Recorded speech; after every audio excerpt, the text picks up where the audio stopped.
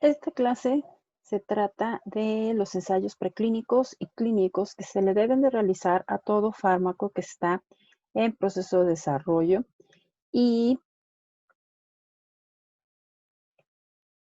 y- y, eh, puedan salir a la venta una vez que ya hayan cumplido con todos los parámetros que aquí se muestran, ¿vale? Entonces, la plática es ensayos preclínicos y clínicos. ¿Cómo llegan los fármacos a tal uso, a tal necesidad que tengan los pacientes, a que los médicos sepan cómo funcionan y cómo se desarrollan?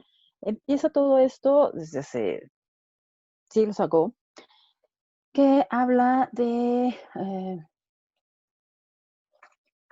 el ensayo y error. Yo cómo sé que un fármaco está haciendo efecto porque hay una persona que me puede comprobar que le estuvo haciendo efecto, en qué padecimiento en el que haya probado.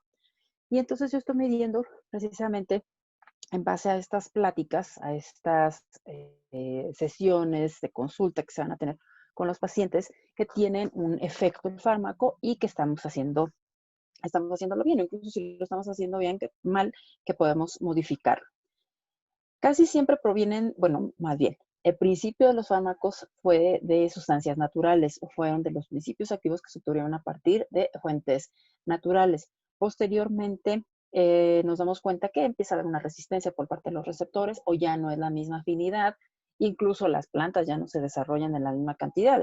A final de cuentas, el calentamiento global ha modificado todos los suelos, ha modificado los ciclos de lluvia. Bueno, más bien nosotros hemos favorecido el calentamiento global y con esto se han modificado los suelos, se han modificado los tiempos de lluvia, los ciclos, las temporadas, las heladas y todo esto, las sequías. Y entonces ya la fuente natural pues no tiene la cantidad de sustancia o principio activo que tenía hace 100, 200 años. Se empieza a hacer una síntesis planificada a partir de una estructura química que ya se ve que tiene una función o que está muy cerca de tener una función en el organismo, se modifica y se hace una síntesis para una molécula diferente y ahí obtenemos nosotros otro fármaco. O modificación molecular de fármacos conocidos, incluso los usos que se le puedan dar a los fármacos en base a este ensayo y error han modificado con respecto al tiempo. Por ejemplo, minoxidil se utiliza, su mecanismo de acción es dilatar vasos sanguíneos y se utilizó o se desarrolló para ser utilizado como antihipertensivo, pero ahora su uso es más para el crecimiento del cabello porque también dilata la zona capilar y fortalece el crecimiento. Entonces, son modificaciones también que han surgido de los mismos moléculas, de los mismos fármacos, hacia otros usos. El proceso del desarrollo y las pruebas que se requieren para la comercialización, este es el preámbulo de todo lo que vamos a ver nosotros en esta sesión. Se tienen que realizar estudios in vitro. Bueno, previo a esto, vamos a ver la escala de tiempo. Empezamos a los 0 años, es cuando se desarrolla la estructura química y se dice, yo quiero a partir de esta molécula empezar a desarrollar un fármaco, porque creo que puede ser afín a fulanos o a dichos receptores, o puede ejercer un efecto de bloqueo, un efecto de mantener abierto un canal iónico, etcétera, por muchos estudios que se hayan hecho. Empiezan entonces a los 0 años y van a terminar aproximadamente a los 20. En esta parte de los primeros 2 años se realizan los estudios in vitro. El compuesto ya se sintetizó, ya se tiene entre toda una gama de compuestos de estructuras químicas, se eligen a los más representativos para poder empezarlos a evaluar. Entonces se pueden, a partir de la síntesis química, se empiezan a evaluar en productos biológicos. Estos productos pueden ser órgano aislado o pueden ser células, crecimiento de células, algún desarrollo bacteriano así, o un crecimiento de células como las células HeLa, por ejemplo. Y pues es principalmente donde se puede empezar a utilizar estos estudios in vitro, que la molécula no se altere con la temperatura, que no se altere con la solución fisiológica, que, bueno, que va a estar en contacto, con el clima, con la luz, etcétera, etcétera, ¿no? Todos estos estudios in vitro se realizan en esta promedio en estos 2 años. Después, en otros 2 años, más o menos, se realizan pruebas en animales. y aquí se determina el mecanismo de acción que tiene sobre el organismo, qué célula va a actuar, sobre qué canal iónico, si va a modificar una enzima, si la va a inhibir, si la va a promover, etcétera, etcétera. Todo se estudia aquí, pero se estudia en animales. Posteriormente, se empiezan las pruebas clínicas. Estas pruebas, previo a las pruebas clínicas, están las pruebas en animales que se conocen como pruebas preclínicas, y aquí se determinan muchos factores, la dosis efectiva 50, la dosis letal 50, índice terapéutico, si es tóxico, si es teratogénico, si hay mutación, etcétera, etcétera. Y empiezas con órgano aislado hasta animales completos y animales más grandes. Esto aproximadamente dura unos 2 años. Después vienen las pruebas clínicas, donde se divide en 3 fases, donde se estudia si es seguro el fármaco. Ya se determinó en los animales cuál es la dosis letal, entonces esta dosis no se utiliza, no se evalúa en humanos. Después en la fase 2 se actúa en los pacientes que tienen o a los pacientes con los que va dirigido el medicamento, el fármaco que estamos diseñando. Y en la fase 3 se actúa en doble ciego. Puede ser en comparación con un fármaco ya conocido o puede ser con un placebo. Durante todo este tiempo, entre pruebas animales y pruebas clínicas, tiene que haber una etapa de control del mecanismo del fármaco y la evaluación de la seguridad. Bueno, hay una aplicación del fármaco en una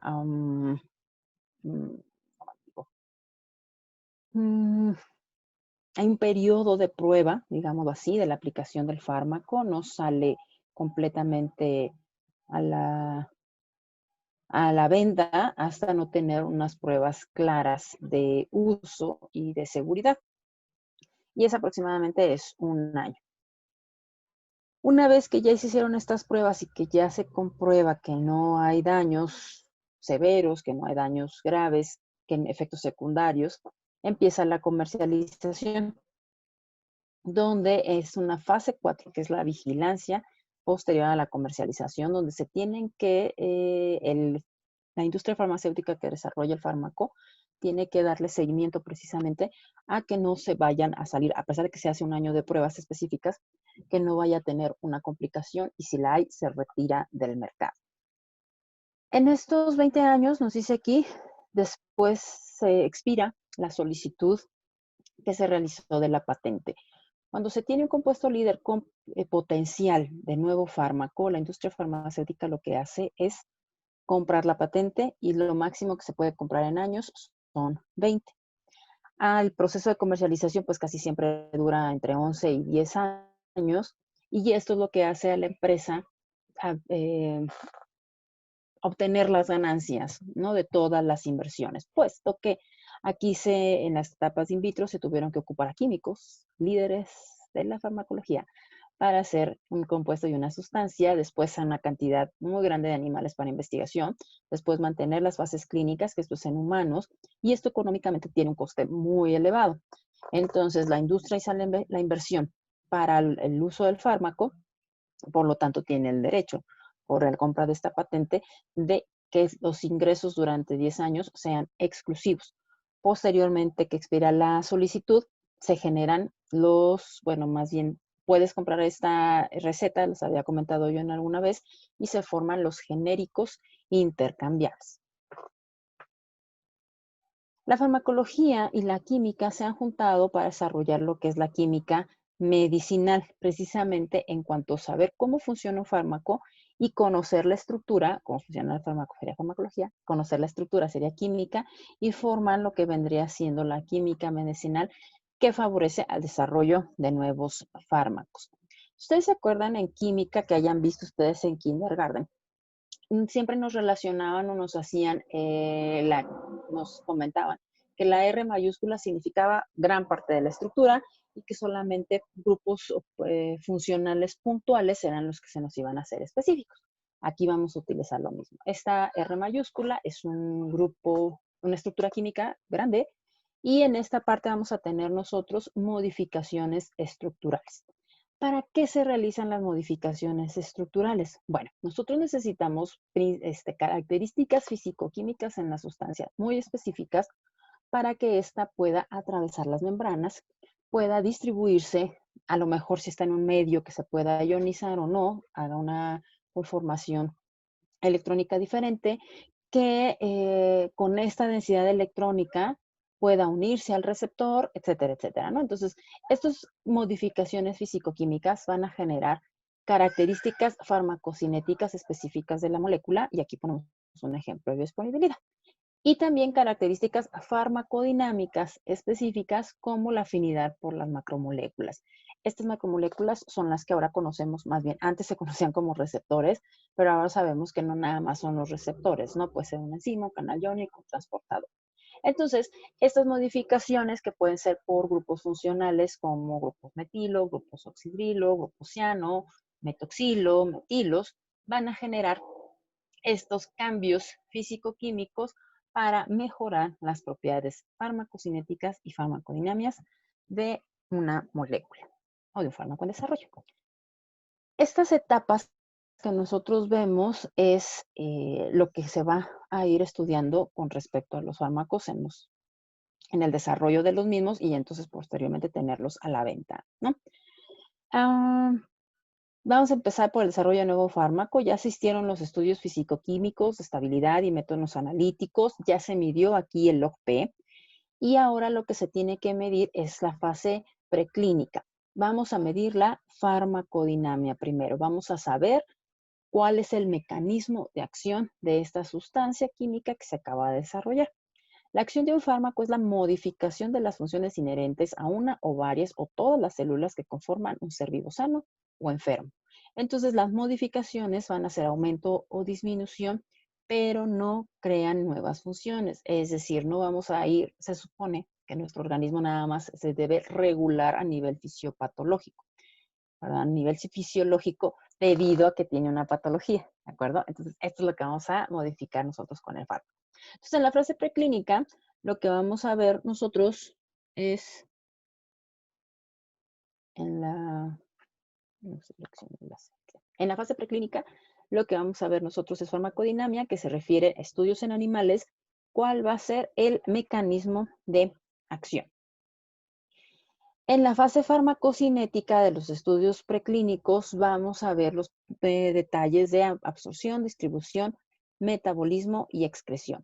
Una vez que ya sabemos que el mecanismo de acción es acertado, pues que nuestra molécula sí es el mecanismo de acción que nosotros propusimos en el protocolo de investigación, pues ahora tenemos que saber cómo carambas se absorbe, cómo carambas se distribuye, metaboliza y excreta del organismo, en este caso de un animal. Y también vamos a medir los datos toxicológicos. Vamos a medir los efectos biológicos adversos que me puede generar este fármaco y me lo va a generar en los animales. Los estudios que se realizan son bastantes, ahorita vamos a ver algunos de ellos porque son varias fases. Y lo que vamos a buscar es la dosis efectiva 50, la dosis letal y dosis tóxicas o el efecto tóxico, ¿no? Si el animal convulsiona, si hay una hepatotoxicidad, si hay una insuficiencia renal generada por el medicamento, si atraviesa barrera hematoencefálica y hace una necrosis o si necrosa el corazón, etcétera, etcétera. Todas estas mediciones se hacen precisamente en los animales de investigación. Entonces vamos a empezar por la toxicología aguda, en la que se utilizan 3 especies de animales. Aquí se ensayan machos y hembras. ¿Qué pasa con esta clasificación? Bueno, 3 especies de animales, hablamos de ratones, ratas cuyos o ratones, ratas, y que son los más prácticos de utilizar, los que ocupan menos espacio, los que ocupan, la limpieza es rápida, en realidad con los ratones o con las ratas. El alimento es poco en realidad el que ocupan si nosotros lo hacemos en comparación con un animal más grande, ¿no? Machos y hembras, ¿por qué se hace este dato en hincapié? Porque en el caso de las hembras se tienen un manejo hormonal muy diferente, ¿sí? Y entonces eso es lo que puede generar algunos cambios de error. Y de hecho ustedes saben que también todos los parámetros se basan o se fijan en hombre de 70 kilogramos de peso, ¿no? Cuando usamos relaciones humanas. Entonces, aquí sí se pueden utilizar machos y hembras. Otro punto es que se administran en dosis total en una sola aplicación o en varias en un máximo de 24 horas. Se emplea una dosis siempre mayor a la terapéutica para humanos y eso se multiplica por 10. Estas dosis, les repito, ya se sacaron en la parte de farmacodinamia, perdón, esta suposición o ejercicio de la dosis, no sé cómo decirle por este momento. Se usa la vía de administración que se empleará en el humano y la vía endovenosa. ¿Esto para qué? Para sacar los valores de volumen de distribución, que son muy importantes, y hacer una comparación de biodisponibilidad. Se observan los animales por un periodo de 15 días. Si algún animal presenta signos de enfermedad, se lo observa por 2 semanas más, luego de los cuales se les sacrifica y se estudian anatómica e histológicamente sus órganos. Todos estos animales, les repito, son de investigación. Se utilizan con la finalidad precisamente de que los fármacos no hagan un daño al humano. Se realizan varias pruebas y les repito, una vez que se pasa este tiempo de los 15 días y no presenta ningún daño, el animal se sacrifica y literalmente se extraen todos sus órganos para checar si hay buenas producción de enzimas hepáticas, si hay una función renal o si no hay una necrosis, les decía yo, a nivel cerebral o a nivel de cualquier otro órgano, ¿no? Porque el animal raramente nos va a decir que le duele el hígado o que no ha orinado poquito, en fin, que ha orinado poquito, perdón, entre otras cosas.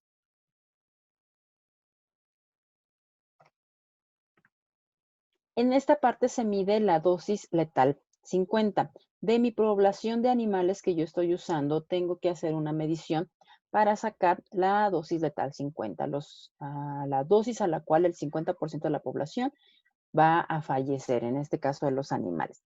Este término ya lo había explicado yo en la clase y habíamos dicho que no es tanto el 50%, sino es la mayor parte de la población. En algunos libros lo van a encontrar directamente como 50%. No puedo hacer nada yo con el libro, pero sí con ustedes la explicación ya había quedado más específica en la parte de farmacometría. Nosotros obtenemos aquí una curva dosis-respuesta cuantal, donde, también ya hemos explicado, se obtiene el índice terapéutico, que es la relación o el cociente entre la dosis letal 50 y la dosis efectiva 50, y es una medida de seguridad en terapéutica clínica. Un índice terapéutico amplio indica seguridad y manejo relativamente sencillo. Lo contrario indicaría que es un riesgo utilizar este fármaco. El margen de seguridad es la relación entre la primera dosis que es capaz de provocar la muerte de un animal de laboratorio, que se conoce como dosis letal 1, y la dosis que es capaz de provocar 99% de los efectos deseados. Como habíamos visto en una clase anterior en la parte de farmacometría, estos valores se sacan por una proyección de todos los animales que se utilizaron, ¿de acuerdo?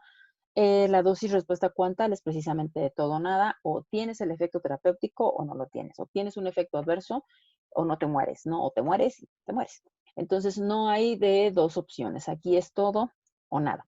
Y en esta parte del margen de seguridad también las habíamos notado precisamente que se pueden traslapar estos valores aunque el índice terapéutico sea seguro. Hay que tomar todas las medidas con estos fármacos y guardar la distancia en cuanto a la posología, que vendría siendo la dosis y al número de tomas y al tiempo de tomas. Entonces, en este ejercicio observamos precisamente que no es el 50% de la dosis, sino la mayor parte de la población, dejen como aquí mi láser, very important, es la mayor parte de la población, no es el 50%. Cuando nosotros graficamos nuestra curva normal o cuando, perdón, generamos una distribución acumulada de la curva normal, que siempre van a caer en estos parámetros, nuestro 50% que vemos nosotros en la gráfica explicado aquí es la mayor parte de la población. ¿Para qué van? Entonces, por eso se maneja de esa manera. Una vez que tenemos nosotros las gráficas en sigmoides o con una frecuencia acumulada, podemos ver el efecto deseado. Para nosotros en este ejercicio, el efecto deseado es hipnosis y el efecto letal pues no tiene de otra, que es la muerte. Se observa aquí cómo se traslapa, bueno, más bien, cómo está diferente o alejado, por así decirlo, la dosis efectiva 50, la dosis que me ocasiona a la mayor parte de la población el efecto hipnótico, y la dosis que me va a causar en la mayor parte de la población la muerte. Estos dos parámetros están alejados. Pero chéquense con la dosis efectiva 99 y la dosis letal 1, se traslapa. ¿Qué significa esto? Lo que les comentaba hace un momento. Se trata de cuidar la posología. Y la posología, les repito, se refiere a la cantidad de fármaco que nosotros estamos administrando, es decir, la dosis y los espacios en los cuales va a estar tomándosela nuevamente, es decir, cada cuánto tiempo se va a tomar esta dosis. Si el paciente lo hace, duplica la dosis o acorta el tiempo, pues los efectos se van a mostrar. Entonces hay que decirle que tenga cuidado por ese lado. Otro de los ensayos que se hace es el ensayo límite. Se emplea un pequeño número de animales, se administran dosis crecientes hasta producir la muerte de algún animal del ensayo. Esto no es cuantal. Esto simple y sencillamente al mismo animal le voy administrando yo dosis crecientes hasta ver cuándo consigo yo que muera, ¿no? Los animales sobrevivientes son observados durante 2 semanas. Obviamente hay que tener una dosis límite. Yo no voy a estar usando dosis de fármaco nada más por matar el animal. Nunca se ha tratado de eso. Se trata de saber cuál es la dosis que mata al animal para no llegar a esta dosis en humanos, ¿no? Y tampoco es ser sádicos aquí. Si al cabo de este periodo hay síntomas de enfermedad o alguno de ellos, estos deberán ser observados durante 2 semanas más. Al final del ensayo, los animales enfermos son sacrificados. En algunos casos no se produce ninguna muerte debido a la baja toxicidad del fármaco ensayado, pero siempre se debe de fijar una dosis límite que nunca debe de ser superada en el humano. Después de la toxicidad aguda, sigue la toxicidad subaguda. En este ensayo se realiza por un tiempo más prolongado. ¿Se acuerdan? En la anterior se realizaba por 15 días. Pero en la toxicidad aguda, subaguda, la duración es de 1 a 3 meses. Aquí lo que se trata de establecer es la dosis tóxica mínima y la máxima tolerada. Se buscan fenómenos de acumulación y tolerancia.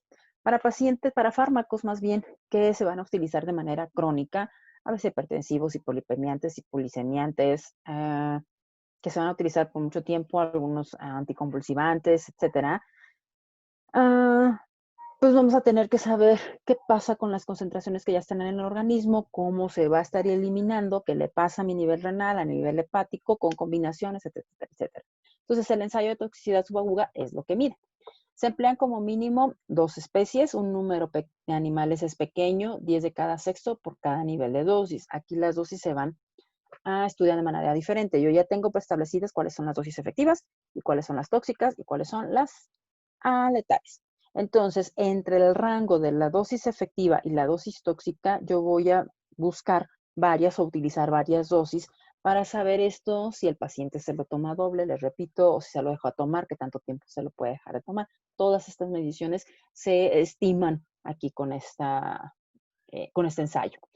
Las dosis son 3 niveles de dosis. Uno debe de ser no tóxico, que se encuentra durante un periodo y con una que se administra, durante un periodo y con una frecuencia que se determina en cada ensayo de posología.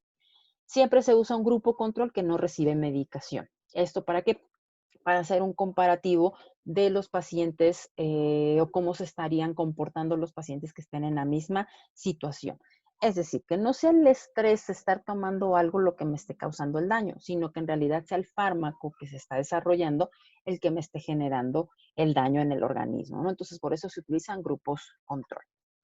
Sigue la toxicidad crónica, la duración ya es más larga, se realiza solamente con fármacos que serán empleados en forma crónica.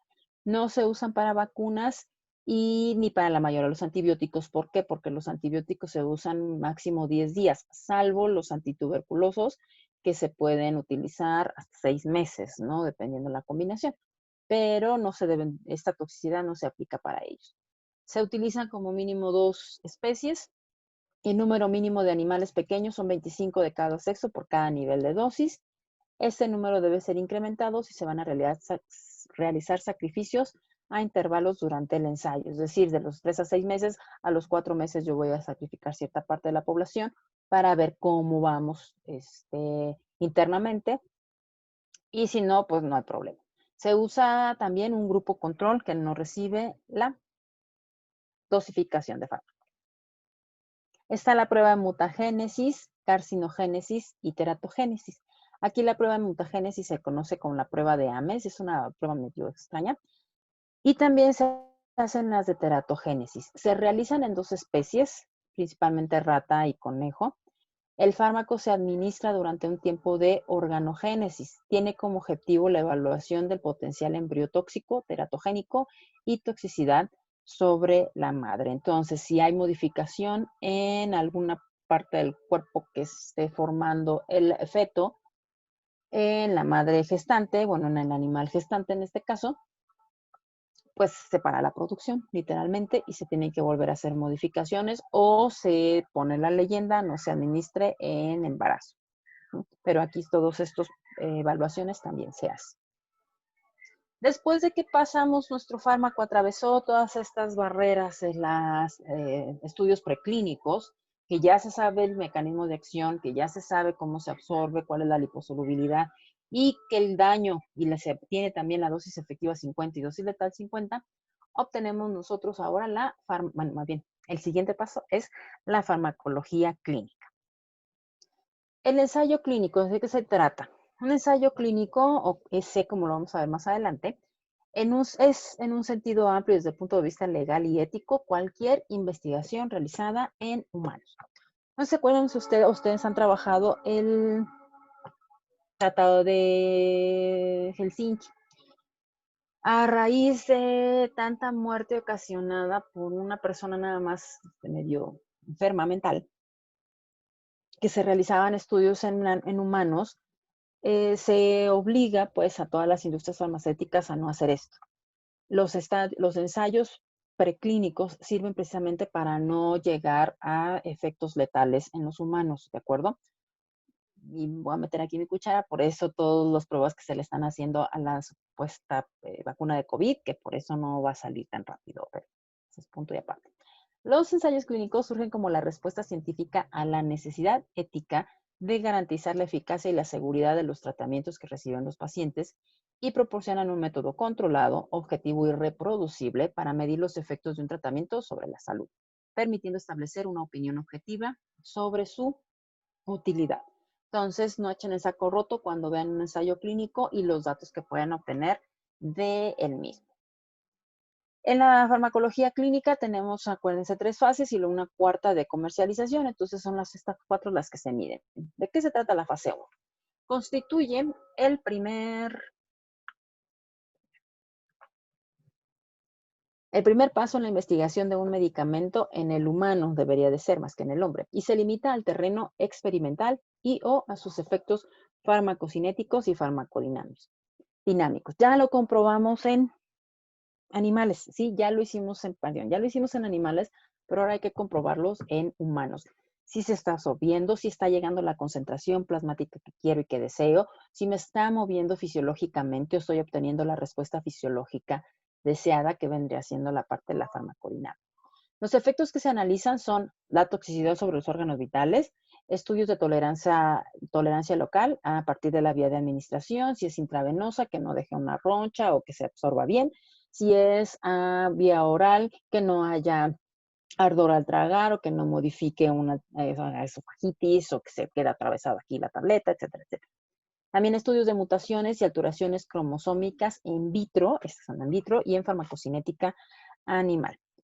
Proporcionan el perfil aproximado de seguridad y tolerancia del producto en sujetos sanos y orientan la pauta de administración para estudios posteriores.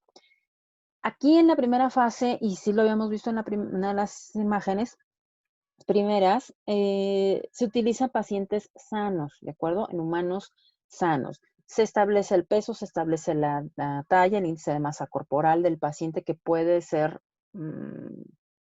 candidato a recibir este tipo de tratamientos en desarrollo, ¿sale? Y entonces son sujetos sanos para determinar todos estos parámetros farmacocinéticos que ya se habían hecho en animales. Su objetivo fundamental es la obtención de la máxima información mediante la mínima exposición. Suelen ser ensayos clínicos abiertos, no aleatorizados y muchas veces no son comparativos, es decir, no estoy comparando uno contra otro.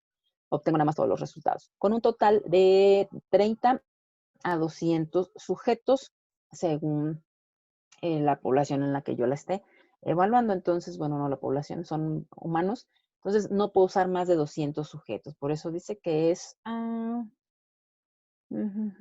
pautas en 200 sanos, mínima exposición, aquí está. En la mínima exposición, yo tengo que controlar precisamente que no sean muchas las personas que reciban el medicamento en esta fase 1. La fase 2 comienza cuando se completan algunos estudios preclínicos que garanticen las pruebas de genotoxicidad y los análisis de toxicidad a dosis repetidas. Los ensayos clínicos de esta fase 2 suelen realizarse en pacientes que padecen la enfermedad o a la entidad clínica de interés. Incluso si yo ya conozco muchos AINES, pero hay un AINE nuevo que está en desarrollo y ya se desarrolló un inhibidor de la COX-2 selectivo, no sé, algo diferente, pues que no, o novedoso,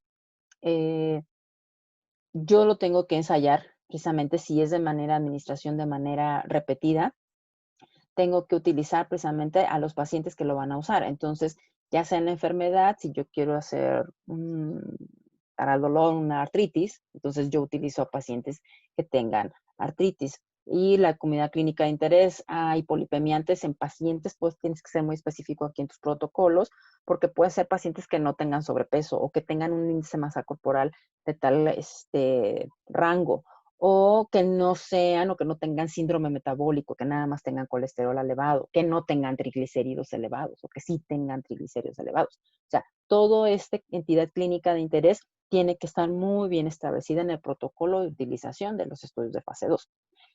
Tienen que estar estables, es decir, no tienen que estar alterados sus niveles, no tienen que tener otro padecimiento en general, de todo eso. Con pocos o ningún fármaco asociado y con número limitado también de pacientes. Su principal objetivo será conocer la dosis que consigue el mejor perfil riesgo-beneficio y la eficacia piloto. Generalmente estos ensayos clínicos son controlados y con asignación aleatoria del tratamiento. Nada, que yo vengo por el hipolipemiante, yo vengo por el diurético, yo no. Son asignados precisamente en protocolos y se utilizan de 200 a 500 pacientes para su estudio. Se divide en dos fases. La fase 2A es el estudios pilotos realizados en pocos pacientes con criterios de inclusión-exclusión más estrictos. Y la fase 2B evalúa la eficacia y la seguridad en un mayor número de pacientes y representa una demostración más rigurosa de la eficacia del nuevo compuesto. La fase 3 deben completarse estudios de reproducción y toxicidad en dosis repetidas. Aquí ya se estudian más condiciones crónicas. Los ensayos clínicos de fase 3 evalúan la seguridad y eficacia del tratamiento experimental, intentando reproducir las condiciones de uso habituales y considerando las alternativas terapéuticas disponibles en la indicación estudiada. Es decir, ya quiero yo disminuir los niveles de glucosa, ya quiero yo bajar los niveles de presión arterial, etcétera, etcétera. Se realiza en un mayor grupo de pacientes, ya son miles, seleccionados con unos criterios de inclusión-exclusión más laxos. Esto, a diferencia de la fase 2, que sí me decía, no tienes que estar con otro medicamento, no tienes que tener otro padecimiento. Aquí, pues, como ya son muchas personas las que estamos involucrando, ya son miles de personas, no puedo estar yo siendo tan estricto, porque no voy a encontrar a toda esta población que quiera que se participe en una fase 3, ¿no? Normalmente se encuentran polimedicados y nos permiten hacer una extrapolación de los resultados del resto de la población, es decir, esta fase se aplica o está más cercana a la realidad, ¿no? Que el paciente va a tomar muchas cosas de medicamentos, va a tener una dieta como la tiene normalmente, etcétera, etcétera. Lo ideal es comparar frente al mejor tratamiento o la mejor alternativa existente, aunque también cabe la posibilidad de hacerlo frente a la sustancia más utilizada, que generalmente va a ganar la más económica, o al menos aquí en México, ¿no? Podemos a su vez distinguir dos fases en la fase 3. Fase 3A incluye ensayos clínicos que se llevan a cabo una vez determinada la eficacia terapéutica, pero antes de ser enviada a las autoridades regulatorias la solicitud de aplicación de nuevo compuesto y constituyen la evidencia de efectividad terapéutica que se exige para la tramitación del expediente de nuevo compuesto. Con frecuencia se consideran como pruebas pivots, ¿no? Pivotal trials. La fase 3B incluye estudios que se realizan una vez aceptada la tramitación y antes de la aprobación y comercialización del nuevo compuesto. Es aquí donde la fase 3 entra en ese periodo de transición a la comercialización, pero antes de poder salir tienen que hacer unas pruebas específicas durante un año que les había comentado yo en la imagen principal. Y luego viene la fase 4. En la fase 4 constituye la ampliación de conocimientos sobre la eficacia del fármaco durante su uso prolongado una vez obtenida ya la aprobación para la comercialización. En México debe ser por la COFEPRIS, además de las reacciones adversas que ocurren en el uso de tratamiento a largo plazo. La información sobre datos comparativos, las interacciones medicamentosas, la acción del fármaco en poblaciones especiales, como niños, ancianos, gestantes, pacientes que tienen enfermedades renales o hepáticas, eficacia de nuevas indicaciones, y esto se conoce como fase 2, 4.2, y entre otras, ¿no? En esta fase se cruzan objetivos científicos y comerciales, siendo a veces difícil encontrar la línea divisoria. Yo ya invertí 10 años, 11 años, ¿sí? Yo industria farmacéutica, yo la que quiero es ya venderlo porque ya necesito ver esas ganancias, ya necesito que el fármaco esté en anaquel. Y entonces muchas veces, ya que se está por terminar los estudios en fase, llegan entre el estudio en la fase, llegan las situaciones administrativas que debe haber con respecto al que aprueba la comercialización, es decir, yo en este caso COFEPRIS o la de autorización de la FDA en Estados Unidos, en Japón tienen otra y etcétera, etcétera, ¿no? Cada país tiene sus restricciones federales para la comercialización de los fármacos. Entonces, aquí ya llegan estas, como dice aquí, los objetivos científicos y comerciales, ya es así como que el científico dice, pues a mí que yo estoy investigando y pues yo estoy encantado de la vida.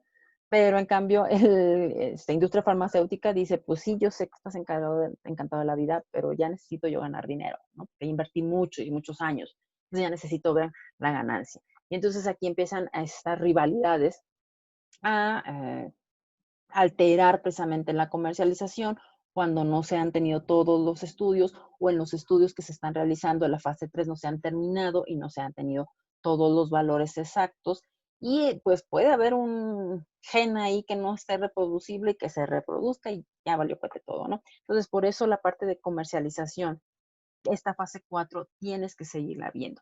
Ustedes como médicos les van a llegar unos representantes médicos. Estos representantes médicos generalmente son médicos o QFBs o QVPs que trabajan para la industria farmacéutica.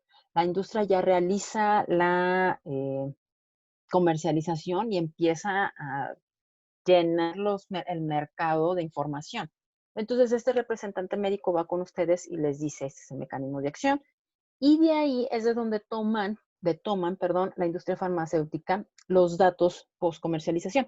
Es decir, yo voy con un médico y al médico le digo, usted me tiene que usar este fármaco, aquí le dejo yo cómo lo tiene que utilizar, ya están todos los estudios realizados, solamente le cargo que cuando le llegue un paciente me pase sus datos y que, bueno, sus datos de respuesta, pues, y de respuesta al fármaco, y yo tenerlo así controlado y saber si está funcionando o no. ¿Cuál es el fármaco que más usa? Bueno, a esta población usted le deja ese fármaco y a otra población utiliza este y hacemos una comparación estadística posteriormente. Entonces, es de lo que se trata la fase 4, pues de la comercialización, de prospectar, me dicen a mí en otras áreas, ¿no? Y aquí tenemos nosotros lo que serían las fases de clínicas, preclínicas y clínicas del desarrollo de nuevos fármacos. Por su atención, muchas gracias.